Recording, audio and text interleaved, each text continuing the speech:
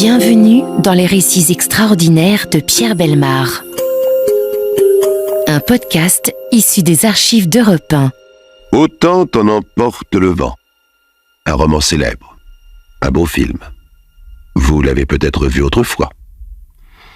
Autant en emporte le vent raconte justement un des épisodes les plus poignants de l'histoire américaine. La guerre entre le Nord et le Sud, de la guerre de sécession, mais vue à travers la vie d'un personnage étonnant, agaçant, exaltant, une jeune et jolie femme, Scarlett O'Hara. Les malheurs de Scarlett n'ont pas fini de faire pleurer les foules. Elle est sudiste, elle appartient donc au camp des vaincus. Elle subit l'invasion, les bombardements, le siège d'Atlanta, l'incendie de la ville, l'exode, la famine, et après la défaite, les exactions des profiteurs de guerre. Comme elle est courageuse, égoïste, intelligente et désirable, Scarlett arrive toujours à se tirer des situations les plus désespérées, la rage au cœur, car elle n'accepte pas les événements. Elle en triomphe avec énergie, sans jamais se résigner.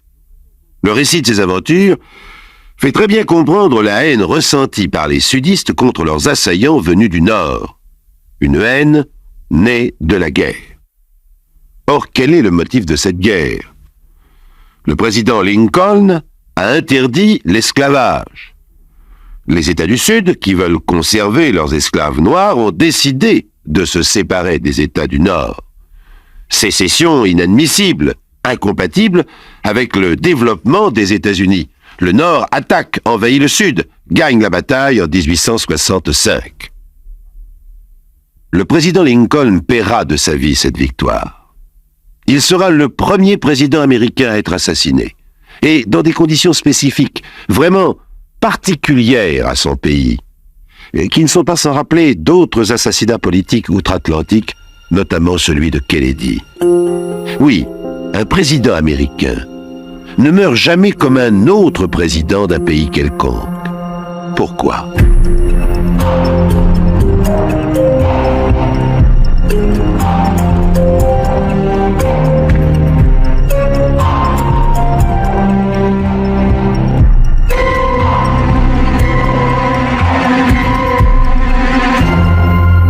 Scarlett O'Hara, malgré la haine qu'elle ressent pour les fauteurs de guerre, n'aurait jamais eu l'idée qu'on pût assassiner le président Lincoln. Pourtant, c'est lui qui a déclaré cette guerre, non? Elle pense d'abord, et la plupart des citoyens américains comme elle, à l'agrément de sa vie quotidienne, à posséder une maison, à exploiter un domaine, à s'enrichir. Appartenir au peuple qui jouit du niveau de vie le plus élevé du monde est son problème numéro 1. Grâce à la liberté d'entreprendre.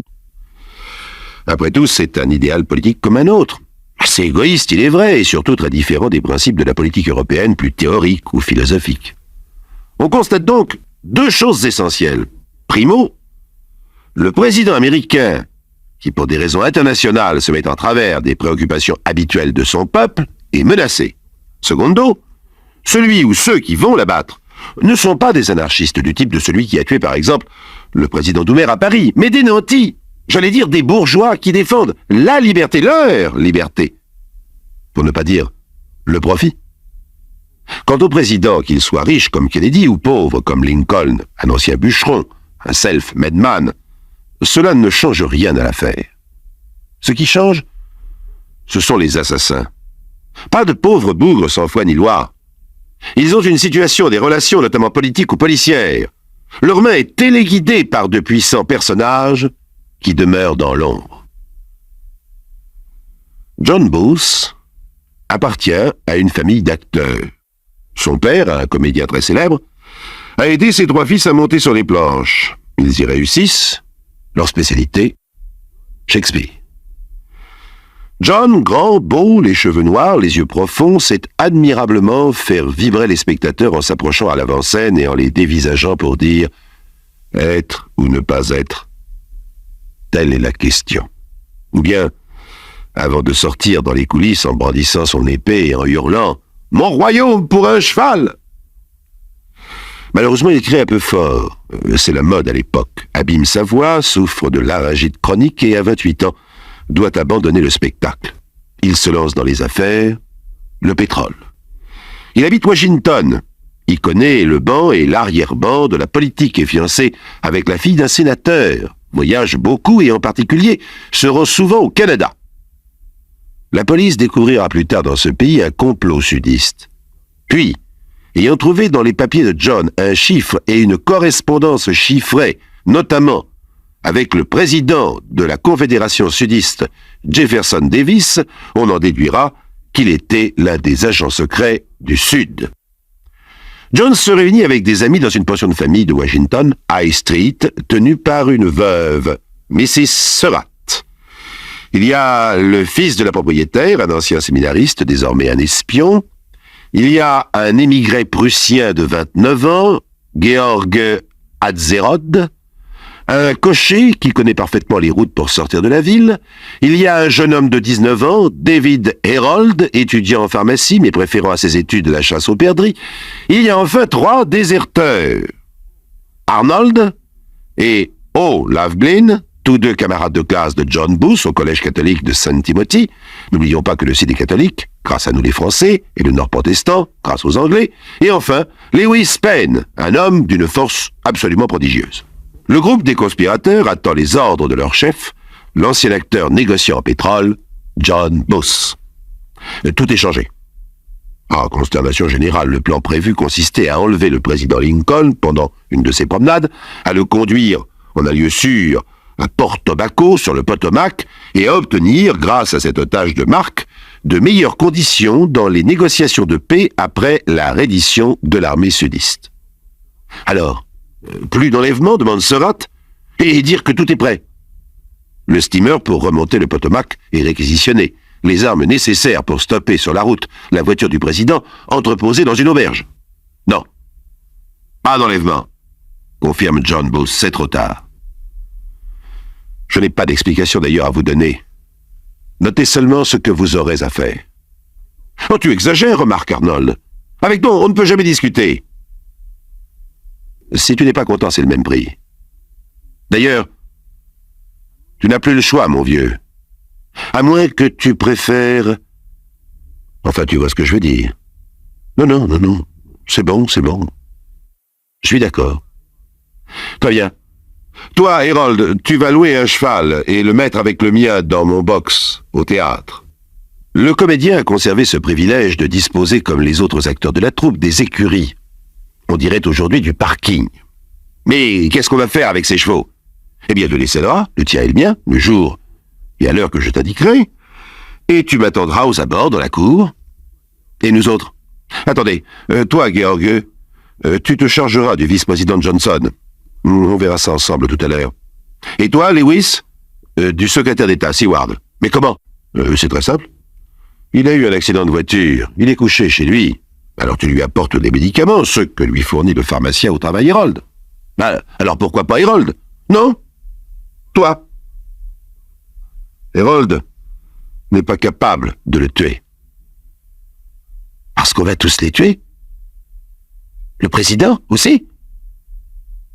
Ça, c'est mon affaire. Silence. Silence de mort, c'est le cas de le dire.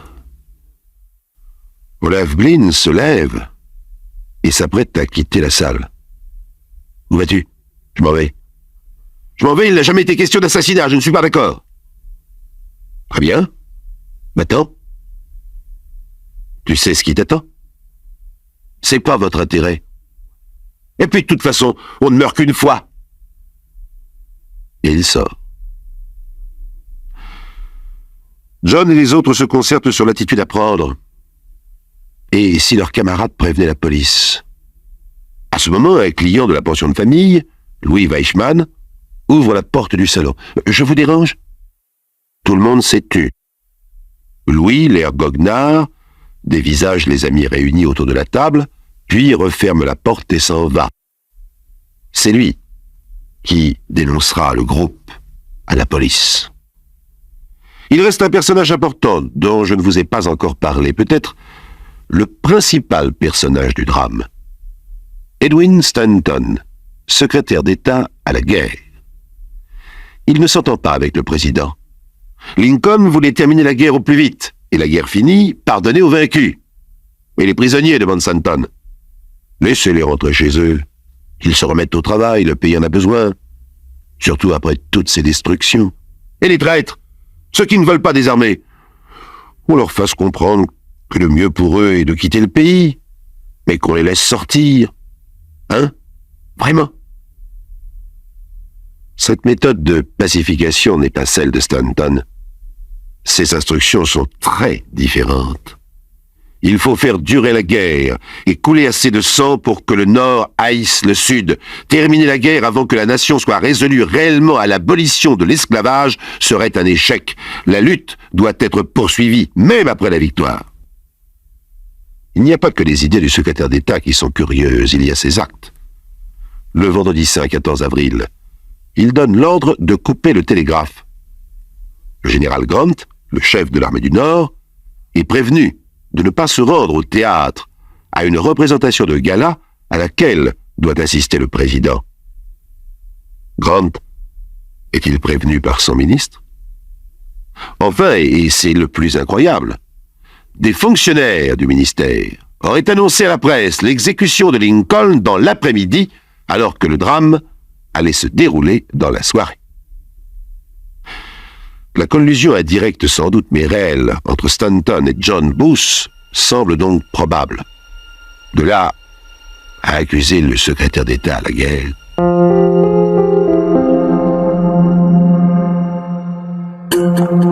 Les récits extraordinaires de Pierre Bellemare, un podcast Europe 1. Le 11 avril 1865, 3 jours avant d'être assassiné, le président Lincoln prend le petit déjeuner avec son épouse Mary. Celle-ci s'inquiète. « Vous me semblez bien triste ce matin, ça ne va pas? À quoi pensez-vous donc? » Oh, c'est étrange. On parle beaucoup de songes dans la Bible. Il y a, je crois, 16 chapitres dans l'Ancien Testament et 4 ou 5 dans le Nouveau où il en est question. Vous croyez aux rêves? Oh, je ne dis pas cela. Et pourtant j'ai rêvé cette nuit que j'entendais des sanglots étouffés comme si beaucoup de gens étaient en train de pleurer. Je ne voyais pas ces gens. J'étais dans un immeuble sans fin. J'allais de salle en salle sans rencontrer personne. Et tout d'un coup se trouvait devant moi un catafalque, avec autour des soldats au garde-à-vous. Je demandais à un officier, « Est-ce que quelqu'un serait mort à la Maison-Blanche ?» « Oui, le président. Il a été assassiné. » Alors je me suis réveillé. Mais j'avoue que j'ai eu du mal à me rendormir.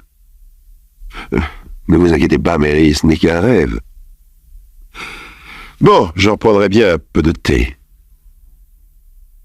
3 jours plus tard, donc dans l'après-midi du vendredi 5-14 avril, l'ancien acteur John Booth se rend au théâtre sous prétexte de rencontrer des amis qui répètent. Il monte au balcon, suit le corridor derrière les loges et gagne l'avant-scène présidentielle. Elle se compose de 2 pièces séparées par une cloison et d'une porte qu'on peut verrouiller. John perce un trou à travers la cloison avec un vilebrequin, dévisse le verrou de la porte, enfin dépose sa canne dans un coin. Personne ne l'a vu. Le soir, Lincoln, sa femme, un aide de camp accompagné de sa fiancée, assiste à la représentation, une comédie, Notre cousine d'Amérique. Le président, bon public, s'amuse franchement. Mary est au premier rang, elle désire surtout être vue de la salle. Elle s'est mise sur son 31. N'est-elle pas la première dame de l'Amérique? L'aide de camp et sa compagne se sont assis dans le fond de la pièce, sur un canapé. Ils se tiennent par la main et s'occupent davantage d'eux-mêmes que du spectacle. Au deuxième acte, John Booth, après avoir bu un verre de brandy au bar, monte au balcon. Les contrôleurs qui le connaissent le saluent. Il arrive jusqu'à l'avant-scène présidentielle. Il entre dans l'antichambre. Théoriquement, devrait s'y trouver un officier de garde. Il n'y a personne. Une chance. Il ferme la porte qui donne sur le couloir et place sa canne contre la serrure de manière à ce qu'on ne puisse pas l'ouvrir du dehors. Il regarde par le trou à travers la cloison. Rien ne gêne son passage pour atteindre le président. Alors, il ouvre l'autre porte qui donne directement sur l'avant-scène et dont le verrou dévissé saute facilement. Un poignard dans la main gauche, un pistolet dans la droite, il s'élance et tire à bout portant sur le président qui tombe, une balle dans la nuque. L'aide de camp s'est précipité mais trop tard. Il attrape John par les basques de son habit, mais le meurtrier se dégage avec son poignard, blesse l'officier et saute par-dessus la balustrade sur la scène. Acteur avant tout, John regarde le public et s'écrie « Mort au tyran, vengeance pour le Sud !» Les spectateurs stupéfaits et croyant à un artifice de mise en scène ne bougent pas. Une actrice, seule sur le plateau à ce moment-là, reste médusée. John Booth sort, comme au théâtre, par les coulisses. Dans la cour, on attend son complice, Harold, avec les 2 chevaux. Ils se mettent en scène, s'enfuient au galop, traversent la ville et gagnent la campagne.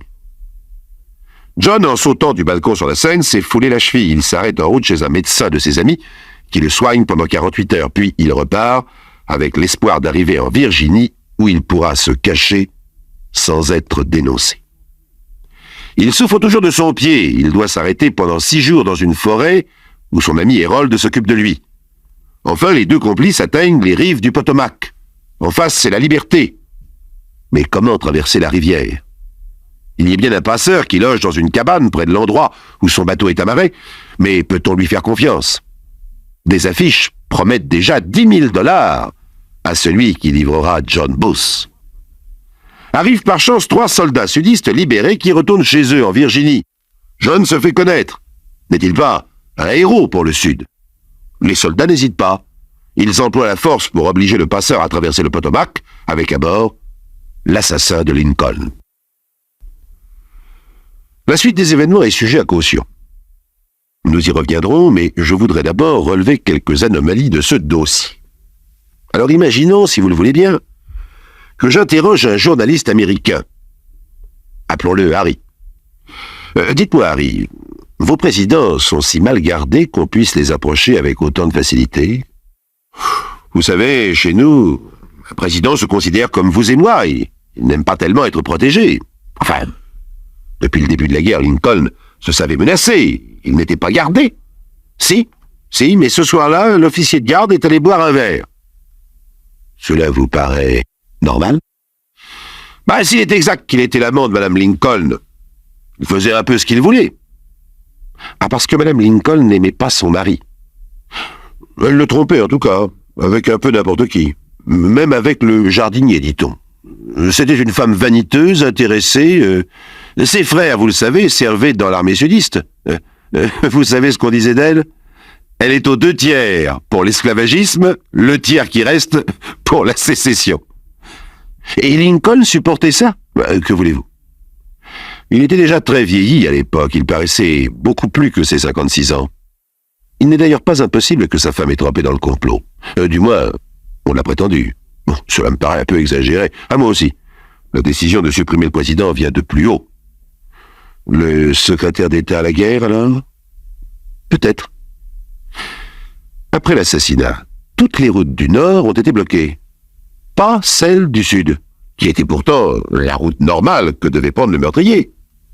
Et puis, il fallait passer d'un pont, le Navy Yard Bridge, où il y avait un barrage. Alors, qui a donné le mot de passe à John Booth?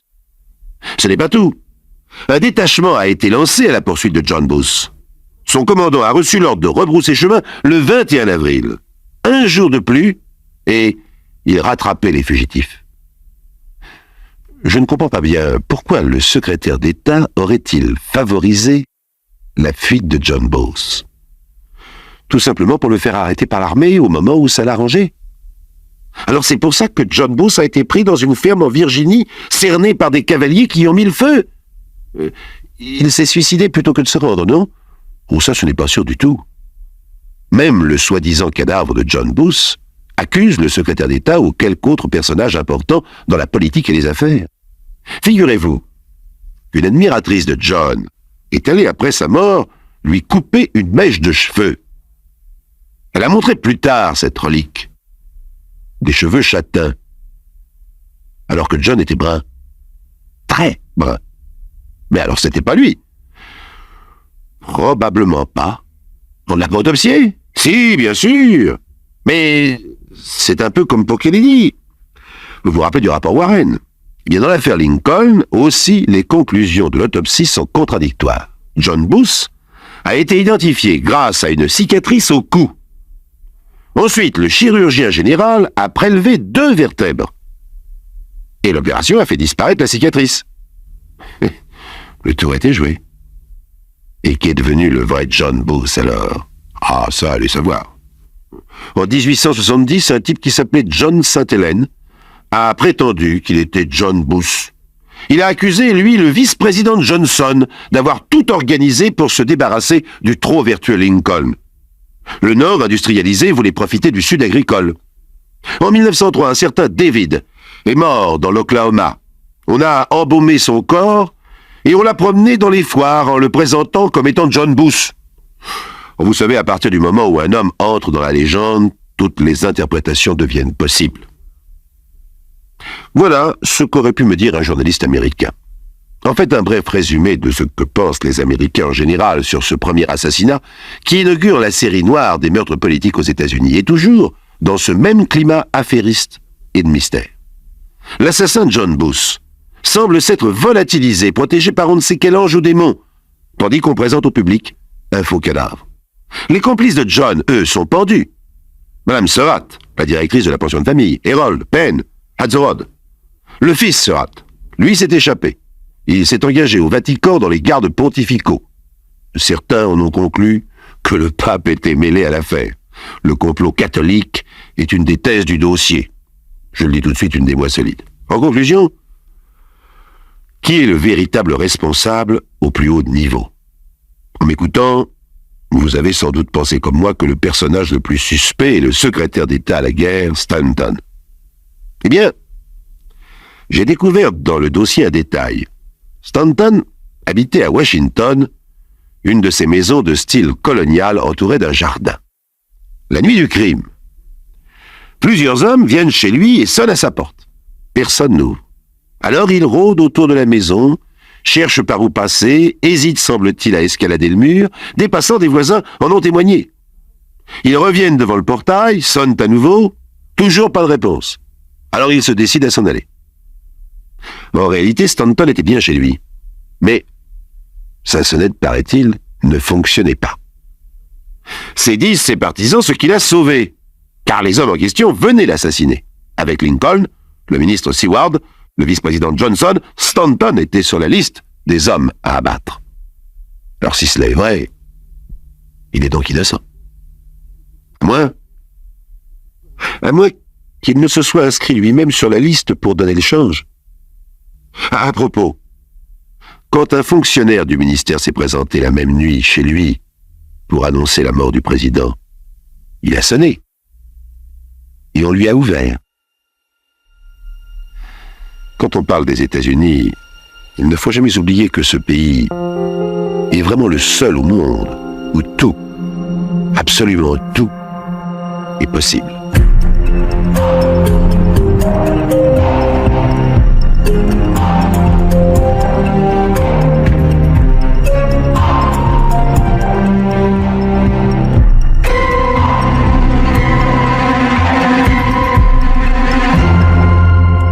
Vous venez d'écouter Les récits extraordinaires de Pierre Bellemare, un podcast issu des archives d'Europe 1 et produit par Europe 1 Studio.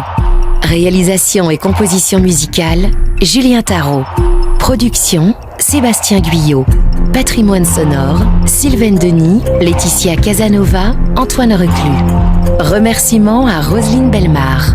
Les récits extraordinaires sont disponibles sur le site et l'appli Europe 1. Écoutez aussi le prochain épisode en vous abonnant gratuitement sur votre plateforme d'écoute préférée.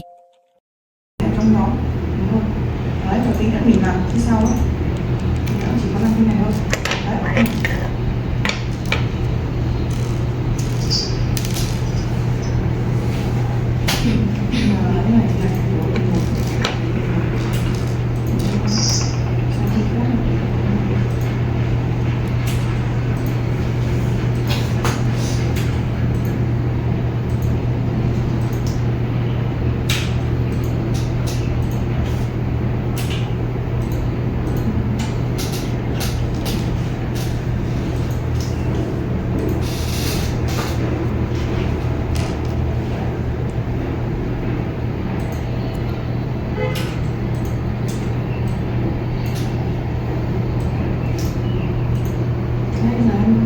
kia á. Bây giờ mình làm hết thao tác trên kênh đã xong rồi mình chỉ hướng dẫn team nữa.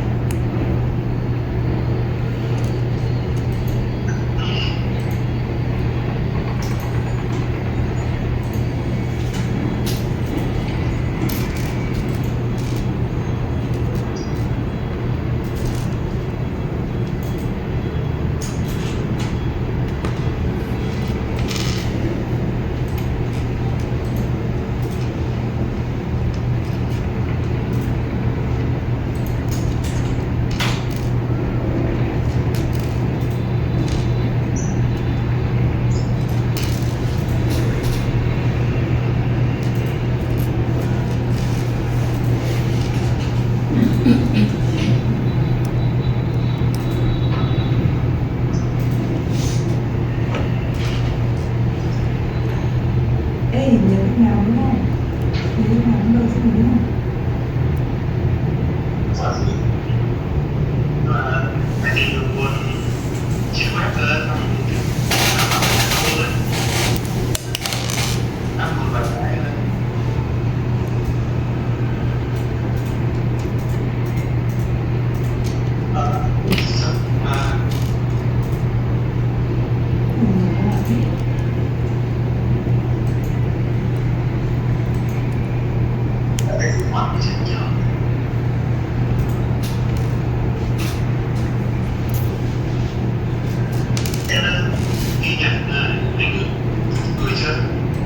Dạ.